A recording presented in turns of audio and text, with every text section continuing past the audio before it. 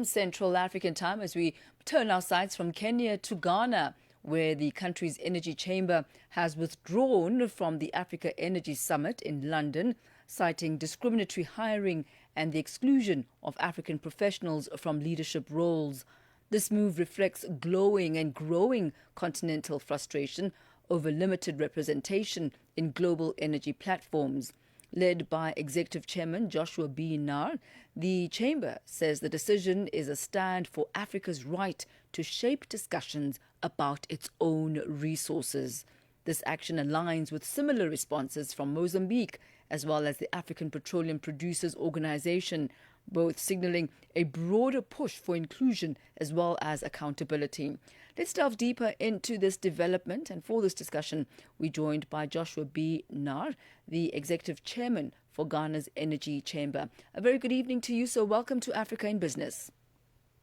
Hi, good evening. Hope you're doing well, and good evening to your listeners. No, thank you, sir. I don't know if you're doing well, but what a stance that you've taken, a really bold one too.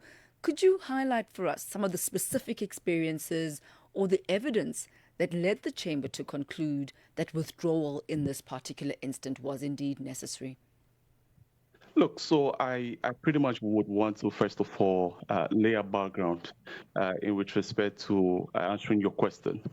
I dare say that is just strike knowledge, really, that for several years, African professionals have consistently been underrepresented, whether it comes to staffing, agenda setting, leadership roles, across whatever platform that there is. It's one of those reasons why I think very often we seem to be seeing a lot of African countries making a lot of noise about local content requirements. So this is something that has been happening for quite some time now.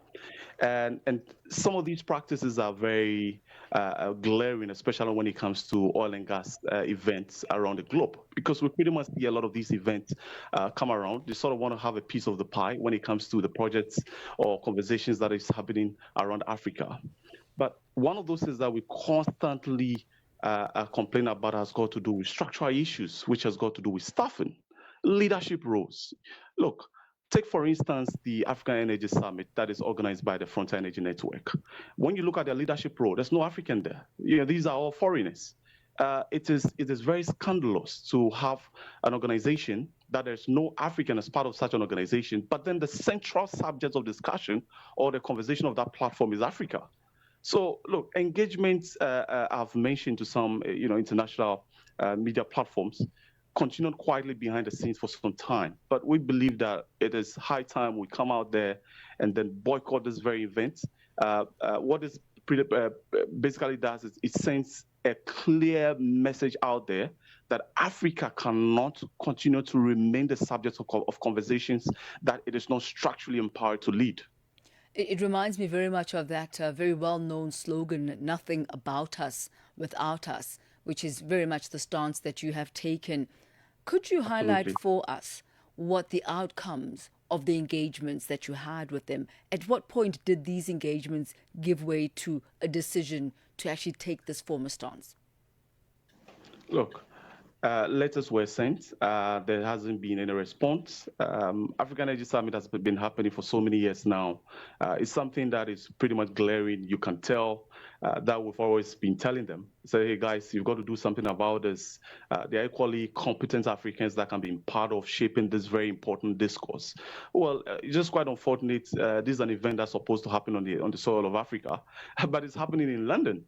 I honestly, to put this to you, I honestly don't think you can remember the last time in your life where you saw an Europe Energy Summit happening in Johannesburg or in South Africa or in Nairobi or in Accra. No. America's energy conversation happens in America. European energy conversation happens in Europe. African energy conversation happens in London. It doesn't really make sense. And this is something that needs to stop. So it was just wise for us to come together, join the African Energy Chamber, for instance, just like Mozambique equally did, and also the regional energy ministers in Africa to very much boycott this very event, because most of the things that we've been asking them to do, they've done nothing about it, really. And let's talk about that. I mean, you've just highlighted the fact that there really is a unified continental stance against what you have cited as discrimination and discriminatory practices. What are those structural factors that continue to sustain this imbalance? What, from its very core, needs to shift? Okay.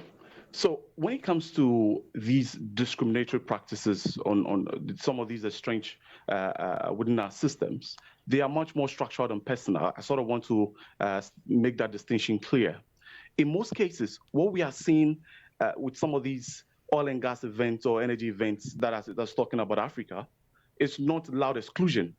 Most of them are just quiet gatekeeping through systems such as speaker selection pipelines, staffing structures, and some to the extent of even research narrative framing, sponsorship, influence networks, agenda ownership mechanisms. So, look, the exclusion is often subtle rather than explicit. It's just quite unfortunate that Africa supplies critical minerals when it comes to gas transition fuels. It is Africa. Africa happens to be the continent that has got huge gas reserves at the very moment, especially where gas happens to be the transition fuel. Emerging oil provinces, Africa is the one who supplies all of these things, future renewable growth corridors. Yet Africans are still underrepresented where investment narratives are shaped globally. It doesn't really make any sense at all. Look, these imbalance affects perception.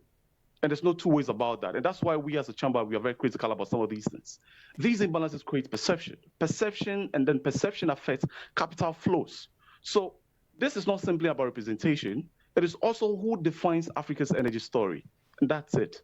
So, what are the concrete changes that you, or maybe just looking at the time? Let me ask what the economic implications would be, and the economic implications that should be expected from the withdrawal of the likes of the African Petroleum Producers Organization, Mozambique, and now yourselves as Ghana's energy chamber. What are the repercussions of this? Look, in the short to long term, there's no negative consequences for Ghana's energy sector, and I don't think there's going to be any economic consequences for Mozambique. In fact, this decision rather strengthens Ghana's long-term position, and that of Mozambique and that of any other country that would want to join on this boycott, because credible investment destinations are those that demonstrate institutional confidence and negotiation clarity. Investors are going to be very much even excited and have much more respect for our jurisdiction, because we are there to protect their strategic voice. More importantly, this sends a signal that African markets are evolving. We are open to investment. We are committed to partnership, but we expect mutual respect and institutional inclusion. Mr. Joshua Bina, we're going to have to leave it at that for this evening. But thank you so much for joining us on Africa in Business. Pleasure's all mine. Thank you. Thank you, sir. That's Joshua Bina. He's the executive chairman for Ghana's Energy Chamber. He takes us to exactly 6:30 p.m. Central Africa time as we head over now to the markets, where Chandu